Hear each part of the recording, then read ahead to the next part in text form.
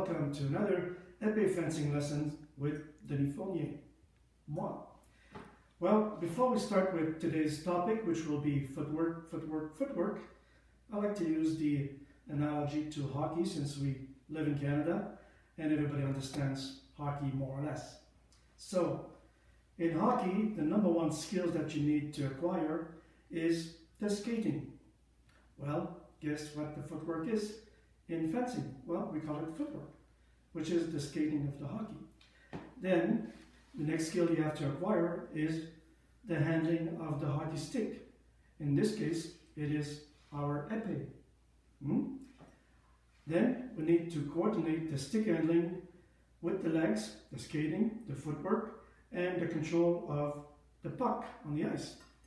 Well, in épée fencing, the puck is the tip of the épée that you're trying to shoot in your opponent's net. So, as a hockey player and as a fencer, as a fencer you play all positions essentially. Sometimes you are on the offensive, sometimes you're on the defensive, sometimes you are on the counter-offensive, and sometimes, you are the goalie as well. And all the positions change very quickly. 1 second you might be on the offense, the next you're defense, then you have to stop the puck being the goalie after the offense has penetrated the defense. So in fencing, it's a bit the same. You have offensive skills, defensive skills, counter-offensive skills, and what we call also attack, counterattacks, and parries and riposte systems. Now, we go back to our footwork, which is the main lesson today.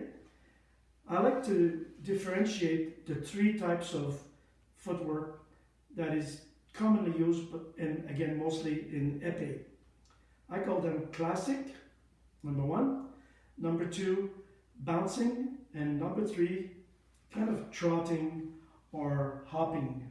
So, in classic footwork, from the en-garde position, you would do an advance like this, and a retreat, keeping your center of gravity low, knees bent, advance, retreat, and of course you got half lunge, full lunge, recovery, and so on and so forth.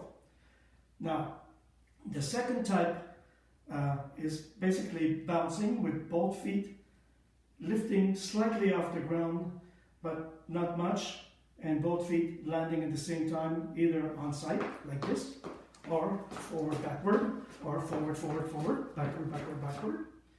And then this can be followed with half lunge, full lunge, or flushes. The third type is more like hopping, which is more like this. Forward, backward, la, and half lunge, full lunge, and the flash as well. And of course you could do ducking. There's all kinds of different combinations you can use. The way I like to teach it is to be able to do kind of all three quickly. Sometimes you may go classic, you move to a hopping, then you might move to more bouncing, and you have to be able to do it either forward or backward and follow it with an attack, a counter-attack, or a parry riposte, lunges, flushes, etc. So again, we have the classic, like this, without any bouncing, and then the bouncing, which is more dynamic, and the hopping. And of course you can add also the crossover, advance, crossover, retreat, and so on. So I believe that in épée fencing, contrary to foil and saber, if you look at videos of high-level fencing, you'll see that it's very dynamic, and there's a lot of bouncing, a lot of hopping, and some classical, and some are better at doing one type more than the other. And the same can be said when adapting to a specific opponent. Might be better to use more hopping, more classic, or more bouncing. It depends. So, that's the lessons for today. Thank you very much. See you next time. Bye.